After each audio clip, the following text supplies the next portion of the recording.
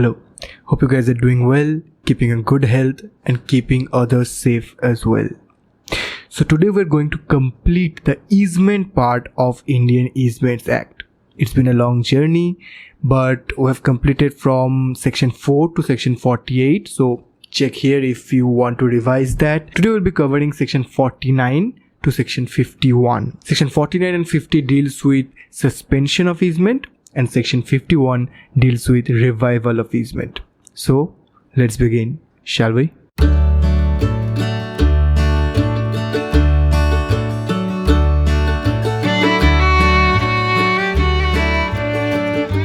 Alright, so suspension of easement.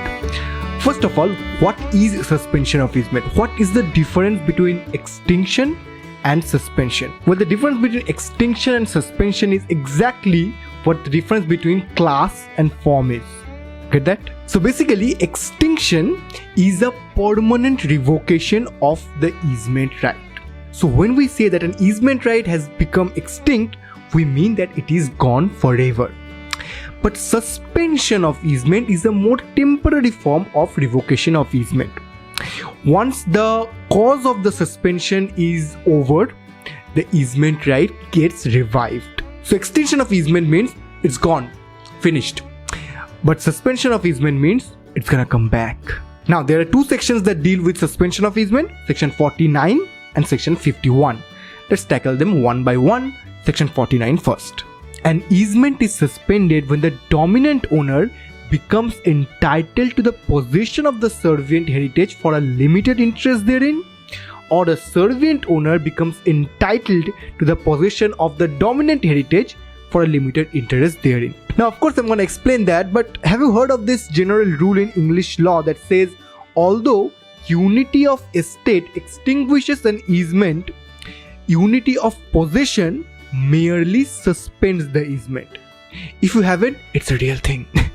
So this section give effects to that general rule of law. When the unity of possession comes to an end, the easement revives unless the right extinguishes under any other provision of law. Is there a lot to unpack? Let's make things simple by some examples. So let's say A was a dominant owner who had a right of way over the servient heritage of B. Now, after some times, A as a lessee takes possession of the servant heritage. So now the dominant owner becomes entitled to the possession of the servant heritage as a limited interest, right? Because he is just taking a lease. It's not an absolute ownership, and any right other than absolute ownership on a property is limited interest on that property. Perfectly satisfies the condition of section 49, right? So in this case, because of the unity of the possession, the easement right will get suspended. But suppose after 10 years, when the lease period ends and A is no more in possession of the servant heritage, the easement right will be reinstated. But let's continue with this example. But in this case, A takes lease for a period of 25 years. So according to the rule, as soon as he takes possession of the servant heritage as a lessee, the easement right will get suspended. But after 20 years, the easement right will get extinguished under the provision of section 47. Section 47 says that in case a easement is not enjoyed continuously for a period of 20 years, the easement right extinguishes. So in this particular case, after 25 years, when A leaves the possession of the servant heritage, A is no more the lessee of the servant heritage, the easement right will not get reinstated because the easement right has been extinguished by continuous non-enjoyment of the particular right for a period of 20 years. But understand that in this case, the easement right after 25 years is not getting reinstated, not because the dominant owner took possession of the servant heritage, not because of unity of possession. It is getting extinguished, or it is not getting reinstated because the easement right was continuously not enjoyed for a period of 20 years. So this is something that you would like to be very aware of when dealing with examples of this kind. Let's move on to section 50 now. Even though the cardinal principle of law is that the easement right exists only for the benefit of the dominant heritage and thereby the dominant owner, it can sometimes happen that the servant owner derives some incidental benefit from exercising of that easement right. But does that give him any right to recover the continuance of the easement right? No, absolutely not. That's what section 50 is. The servant owner has no right to require that the easement right be continued. The only catch is that the dominant owner will need to give a notice to the servant owner in an appropriate time before leaving the easement right, so that the servant owner can prepare the servant heritage to save it from any damage caused by leaving of that easement right. Damage? How can a damage be caused to the servant heritage if a easement right be left? Let's find out in this example. Let's say this is a canal owned by B. It flows through B's property. Now A gets an easement right on the water of that canal, and to exercise that easement right, he diverts the water of that canal to his own canal. Now for this reason, the water flow in the original course after the point of the diversion now lessens quite a bit. And for that, a sediment forms in the bed of that stream and the depth of that stream reduces considerably. Now after 15 years, A decides to leave that easement right. So when he does that, all the water that was going to his stream now comes gushing to the original flow of the canal. Can you imagine what will happen? Because the depth of the canal is now so low, it will overflow and flood B's land. It will create a havoc. Now do you understand how a servant heritage can be damaged by leaving an easement right? This is how. Now according to section 50, if the dominant owner gives notice to the servant owner, which gives him enough time so that he can save the servant heritage without any unreasonable cost, then if the servant heritage gets damaged by the action of the dominant owner of leaving the easement right, the servant owner will not be entitled to any compensation under section 26. However, if the dominant owner fails to give a notice and the servant heritage gets damaged by the action of the dominant owner of leaving that easement right, the servant owner will be entitled to a compensation. In this particular case, which was a real world case, the court found out that A gave B a notice of his intention of giving up the easement right 1 month prior to the time when he actually gave up the easement right. The court held that 1 month was enough time for B to do some dredging or anything to that particular stream in his land to increase its depth so that it was able to accommodate the increasing amount of water that was going to now come to that particular stream.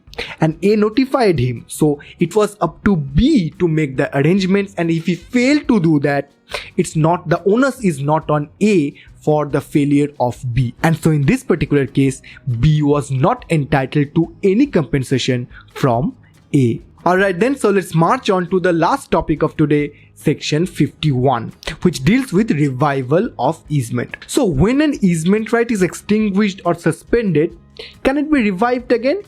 Well, some can, and that's what section 51 deals with. When an easement right has been extinguished by means of section 45 and 46 or is suspended by means of section 47, in those cases the easement right can be revived. Let's find out how. So what does section 45 say? If either of the dominant or the servant heritage gets completely destroyed, the easement right extinguishes. Now according to section 51, firstly, if within the period of 20 years from the date of the destruction of the heritage, if either of the heritage, be it the dominant or the servant, if it comes back to existence by a factor of natural deposition of alluvion, then the easement right will be reinstated or the easement right will be revived. For example, take the illustration given in section 45. A had an easement right of way over a road running along the bank of a river. Now, if that road disappears due to permanent encroachment by the river, breaking of the river bank, then the easement right will extinguish. Now, imagine within 20 years, that bank, that patch of land resurfaces by natural deposition of alluvium, that is natural deposition of sediment by the river. Imagine that land reappears, that patch of land reappears. The easement right will be reinstated, but the necessary condition is that it should happen within a period of 20 years from the destruction of the heritage. Secondly, in case the servant heritage destroyed is a building and the building is built upon the same site within a period of 20 years, the easement right will be revived. And thirdly, in case the dominant heritage destroyed was a building and such building was rebuilt upon the same land within a period of 20 years, the easement right will be reinstated or revived. Now, the word such building does not necessarily mean that the new building has to be of exact same dimension or should look exactly the same as the previous dominant heritage. It only refers to the dominant nature of that heritage. So, any building built at that particular site will do. It will reinstate the easement right. But then the thing to understand is that the dominant owner should not make the building, the new building, in any way that will increase the burden on the servant heritage than it was before the dominant heritage got destroyed. So for example, if the easement right was of taking water from the well of the servant heritage, and after destruction of the dominant heritage, which was suppose a 2-story building, the dominant owner makes a 5-story apartment building there. In that case, the easement right will not be revived because obviously the demand of water or the load on the well of the servant heritage will increase many folds now, because now it is a 5-story apartment building in place of a 2-story personal house. So if those previous conditions are met and the dominant heritage is reconstructed within a period of 20 years, the easement right will be reinstated. Now, an easement extinguished under section 46, that is by unity of ownership. If you don't remember that, check this video out, revise. But yeah, if the unity of ownership was brought about by a grant or a bequest, and that caused the easement right to extinguish, and such grant or bequest has been set aside by a competent court of law, in that case, the easement right will be reinstated. So, if a single person becomes the absolute owner of the whole of the dominant and the servant heritage, the easement right between those heritages extinguishes, right? But if such ownership was acquired by grant or by bequest, that is by will or gift or anything like that, then if that grant or bequest is set aside by a competent court of law, the easement right will be revived. So remember that this can happen only when the unity of ownership was brought about by a grant or bequest and by no other means, and then that grant or bequest has been later set aside by a competent court of law.